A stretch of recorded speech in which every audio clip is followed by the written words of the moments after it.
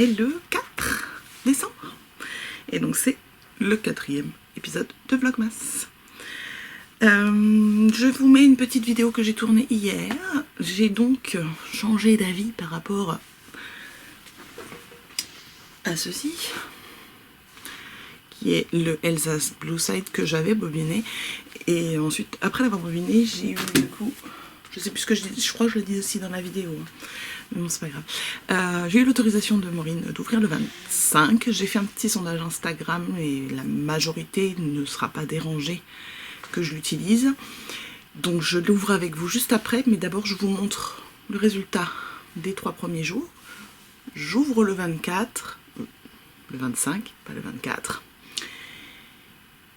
Et on se retrouve juste après pour ouvrir celui du jour.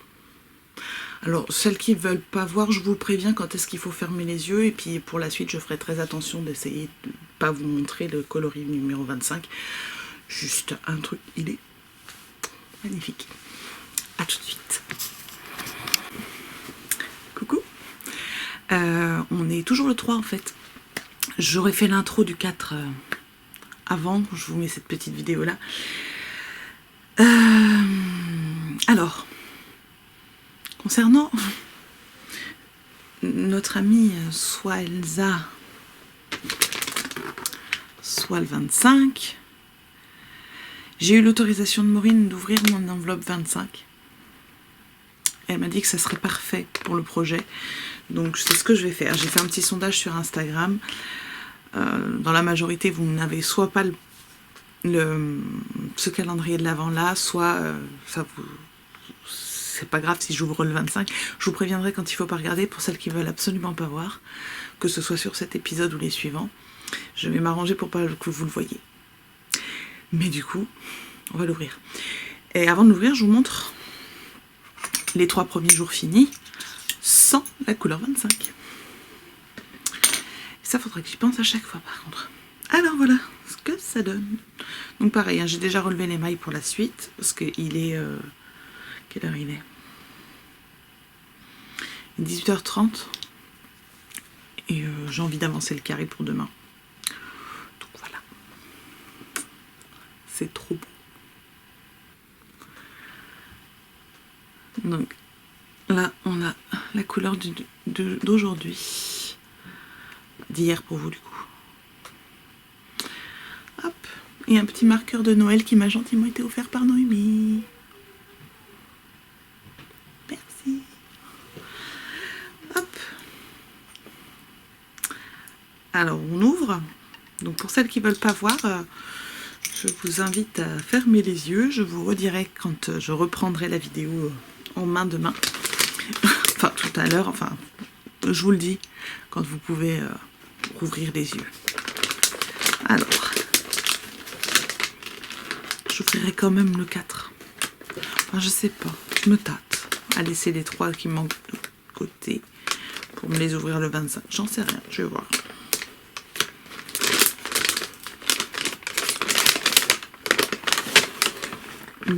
Ça a l'air super cool.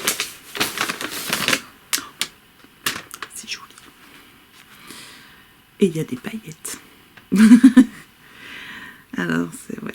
Sox Stellina Bronze. Vous êtes prête? Prêt? C'est trop joli. C'est pas du tout les mêmes couleurs que ce que j'avais sélectionné. Mais on n'est pas loin de celui de Célène hein, quand même. Un peu plus sombre, mais on est sur du violet, du vert, du jaune. Ça va être beau. Bon. On le voit plus. Vous pouvez ouvrir les yeux. Je vais bobiner ça et puis je vais commencer mon carré. Et on se retrouve tout à l'heure pour vous et demain pour moi. Alors là, on est prêt à ouvrir. Donc le numéro 4, je viens juste de décoller l'autocollant parce que ça fait du bruit après. Voilà donc le 4.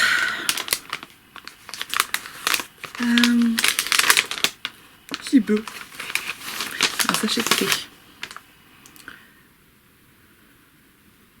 Pretty with black currant. C'est mûr black currant je crois.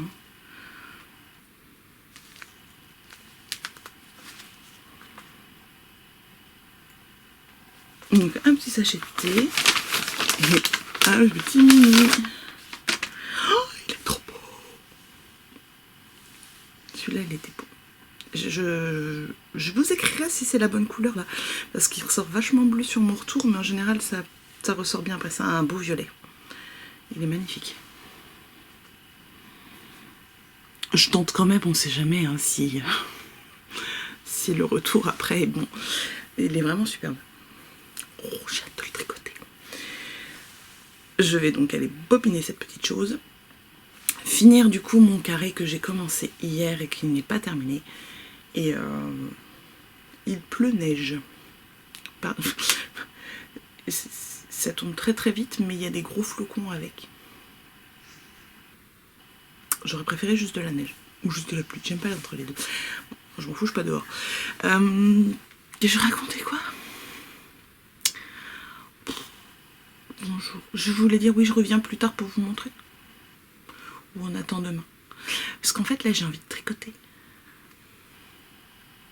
En regardant le vlogmas de Laisse-Filer et le vlog de la semaine de Lauriane. Parce que je me suis levée il n'y a même pas 1 heure. Et il fait déjà jour, vous voyez. C'est dimanche. Hein. Mais je suis habillée. Hier, en dessous de mon pull, j'étais en pyjama. Il est 10h30. Parce que j'ai eu une question, du coup, de Caro, toujours. C'est bien, elle a plein de questions, Caro.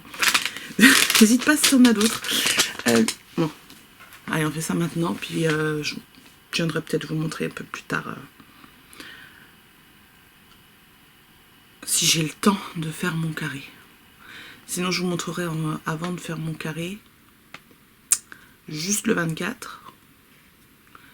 Oh je sais pas le 24, le 25. Allez, on va y arriver hein. On verra. Alors la question. Faut que je la note dans mon carnet, j'ai même pas eu le temps. Est-ce qu'il y en a d'autres commentaires? Tic tic tic. Caro me demande au niveau des laines tête à la main. Comme ça. Au niveau des laines tente à la main, quel est mon top 5 des teinturières? J'ai réfléchi un petit peu, parce qu'en fait, il y en a plein que j'aime bien. Il y en a plein que j'aime bien. Bon, forcément, dans le top 5, on a vu le Cagnard, sinon j'aurais pas pris son calendrier de l'Avent, on est d'accord. Donc ça fait une. Il n'y a pas d'ordre, hein, parce que c'est à peu près tout pareil.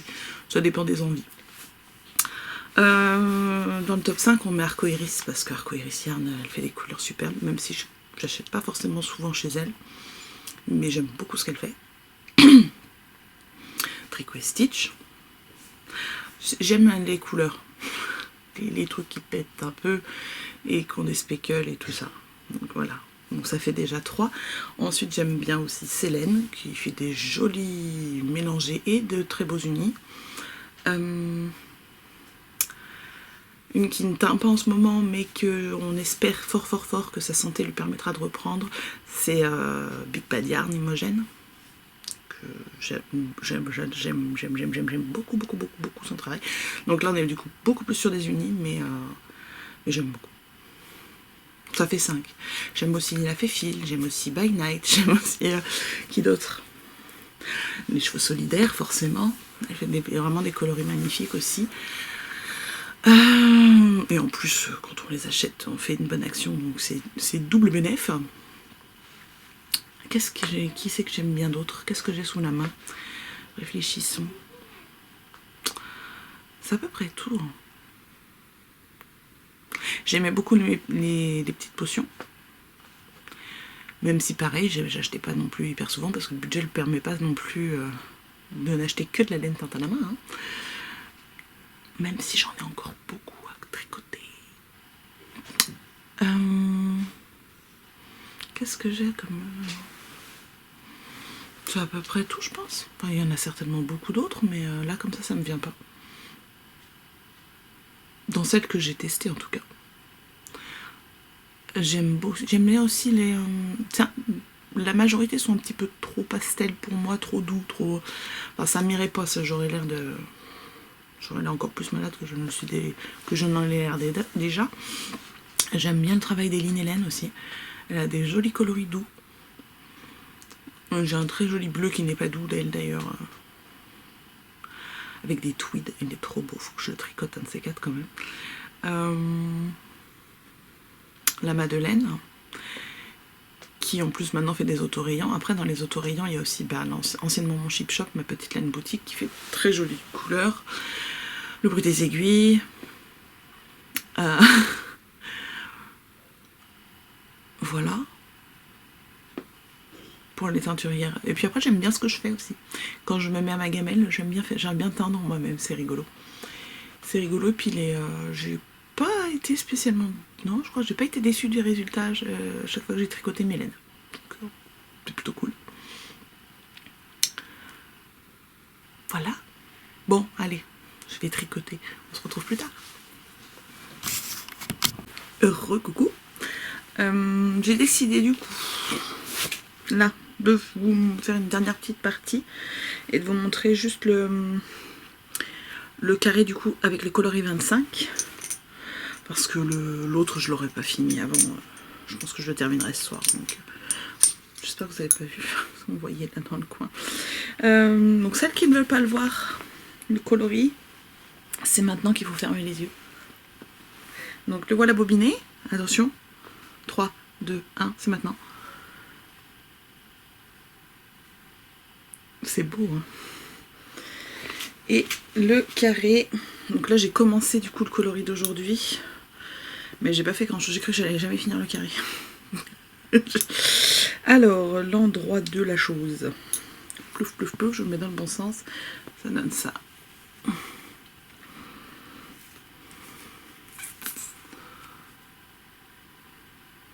C'est trop beau. Mais c'est vrai que le Elsa serait super bien allé avec celui-là quand même. Voilà, donc après il va falloir que je fasse de la gym pour réussir à montrer la suite sans montrer celui-là, mais il faudra que je fasse un truc dans ce genre-là. Et encore, je sais pas comment je vais faire. Enfin voilà, le rendu. C'est super beau. Je le range, je le cache, vous pouvez rouvrir les yeux. Donc depuis tout à l'heure, j'ai eu d'autres questions. Alors la question que je me posais c'était est-ce que j'y réponds tout de suite ou est-ce que j'y réponds demain? Je vais répondre en gros aujourd'hui et éventuellement je vais chercher les ressources pour demain. Et je vous les remettrai si j'arrive à trouver à peu près ce que j'ai en tête. Bref, donc c'est une nouvelle personne qui découvre mes vidéos. Bienvenue. Il s'agit de Aude M qui me demande, premièrement, vu qu'elle me découvre, elle me demande de quelle région je suis. Alors, c'est vaste, hein, parce que où est-ce que j'habite maintenant, ou d'où je viens à la base, et à la base de base, on fait un petit tour, comme ça, on aura fait le tour. J'habite actuellement à côté de Chartres, d'où le Chartres en tricot ici. Alors, attendez, est-ce qu'on peut zoomer? Il est où le zoom? Il est là, je crois. Voilà, c'est pas très pratique. Voilà. Hop. Donc, le Chartres en tricot, c'est le groupe de tricotés qu'on a démarré avec des tricoteuses de Chartres, du coup. Chartres et les alentours, hein, bien sûr, on n'est pas sectaire. Si vous venez d'ailleurs, vous pouvez venir nous voir quand même. Au mois de la première réunion qu'on a faite, enfin réunion, tricotée plutôt. C'était pour réunion les guillemets, mais j'ai un décalage. C'était au mois d'août qu'on s'est vu la première fois, je crois. Et donc là, la prochaine date, c'est le 17. Donc vous pouvez, après, si vous voulez avoir les dates, il faut aller sur la page Instagram Chartres en tricot, où j'ai mis un petit planning jusqu'au mois d'avril. Et après, à chaque rencontre, en fait, il y a un post avec cette illustration et la date, l'heure, le lieu. Et il suffit de marquer si on vient ou pas en dessous, histoire d'avoir une idée du nombre de personnes. Et jusque-là, la salle est encore assez grande. Donc ça va. Donc j'habite à côté de Chartres, d'où je viens à la base. En fait, je suis née et j'ai grandi quasiment toute mon enfance, mon adolescence ma vie de jeune adulte à Versailles. Sauf 3 ans quand j'étais toute petite, où j'ai habité à Tulle, en Corrèze. C'est là que j'ai fait mes premiers pas, que j'ai dit mes premiers mots et que je suis rentrée du coup à Versailles à 4 ans avec l'accent corrézien. C'est assez amusant parce que j'ai eu un souvenir pendant très très longtemps de mon premier jour d'école à Versailles où tous les enfants me demandaient mais t'es anglaise? Et j'avais jamais compris pourquoi. Et il y a quelques années, c'est mes parents qui m'ont dit mais en fait quand on est rentré t'avais l'accent corrézien. C'est pour ça. Voilà.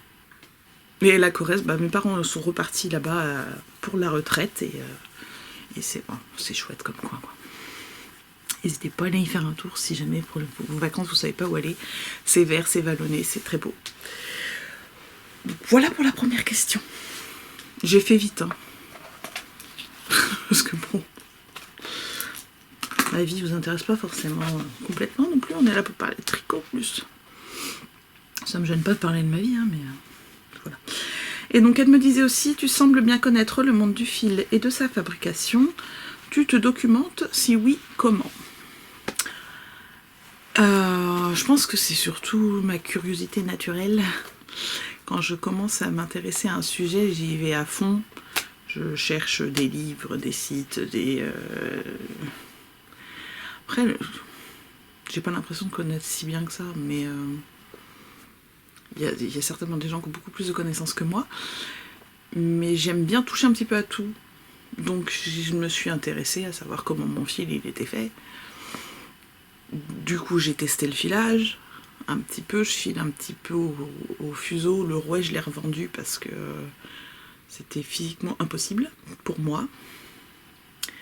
J'ai jamais réussi à trouver le bon compromis hauteur de siège avec la taille du rouet, parce que je suis grande donc déjà le rouet était un peu bas.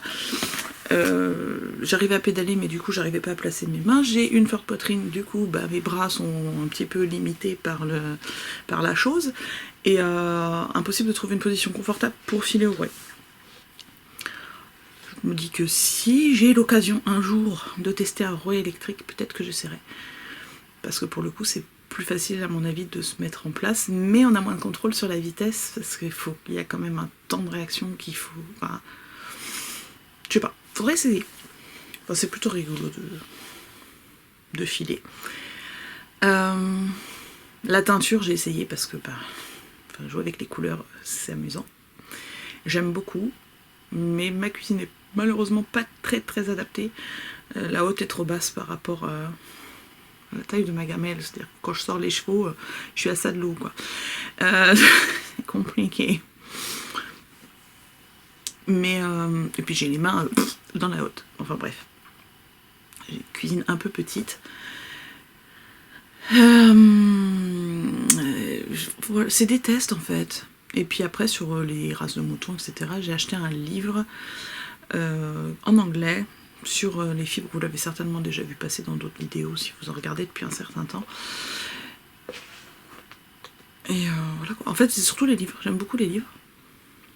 Et sur chaque sujet, en fait, je vais avoir...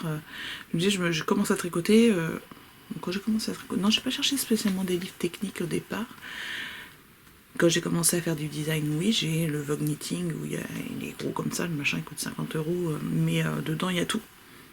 Il est en anglais aussi. J'ai la chance de comprendre l'anglais plutôt bien. J'ai le Vogue Knitting, j'ai un autre livre sur les pulls en top-down, sur les constructions, comment ça fonctionne, j'ai des catalogues de points, enfin, tout ça. Donc ça c'est pour le côté design.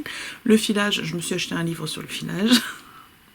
La teinture, je me suis acheté un livre sur la teinture, celui de Lily Neige, qui est pas mal du tout. C'est rigolo. Et j'ai pris aussi les cours sur Artisan pour la teinture, les cours de Karine, de Lille Wiesel. Les deux, il y en a deux cours, j'ai suivi les deux. J'ai pris mes petites notes, j'ai fait des tests, enfin plein de choses. J'ai pas tout essayé, mais d'ailleurs il faudrait que je fasse la teinture végétale de la box de Noël de l'année dernière, de Les Chevaux Solidaires. Mais j'ai pas envie en fait, c'est trop long. C'est trop long et j'ai pas envie de teindre en ce moment. Puis je suis pas sûre de vouloir teindre le mini qu'il y avait parce que j'ai toujours pas tricoté l'autre et j'aime bien le contraste bleu et naturel. Ensuite, on a parlé, ouais, filage, j'ai acheté un livre, teinture, construction de pulls, les livres de tricot de Liz Taylor, je les ai achetés aussi. Le premier, je l'ai acheté par curiosité, je le garde quand j'ai une copine qui veut se mettre au tricot. Donc ouais, je le prête. Je suis regarde, il est pas mal celui-là, il y a pas mal de trucs. J'ai quelques livres techniques. Le crochet, pareil. En fait, ouais, non, je crois que les premiers livres que j'ai achetés sur le monde de tricot-crochet, c'était la Bible du tricot et la Bible du crochet de chez Fil d'Art. Du coup, c'est des dictionnaires de points et j'ai essayé des choses. Voilà. Et voilà. C'est à peu près tout. En fait, j'ai pas tellement besoin de... Enfin, on dirait si vous voulez plus de détails sur les livres, etc. Je ferai une section avec les bouquins que je trouve les mieux dans ceux que j'ai. Mais beaucoup sont en anglais. Voilà, voilà. C'est à peu près tout, je crois. Bon. Du coup, j'ai regardé mes vlogmas et mon podcast et tout ça. J'étais contente. Voilà, c'est tout. Et puis rien du tout. Je vais essayer de vous filmer aussi. Là, j'ai des... pour mes cadeaux de Noël, j'ai des choses que je n'ai pas tricotées, que je n'aurai pas le temps de tricoter pour Noël. Je vais faire des... je pense que faire des cartes à l'aquarelle avec genre bon pour un tricot, ce genre de choses-là. Si j'arrive à bien m'organiser. Je fais pas ça aujourd'hui parce que, clairement, avec les enfants... On a réussi à tourner sans bruit ce matin, mais heureusement, parce qu'après, là, à côté, ils se sont déchaînés. Hein.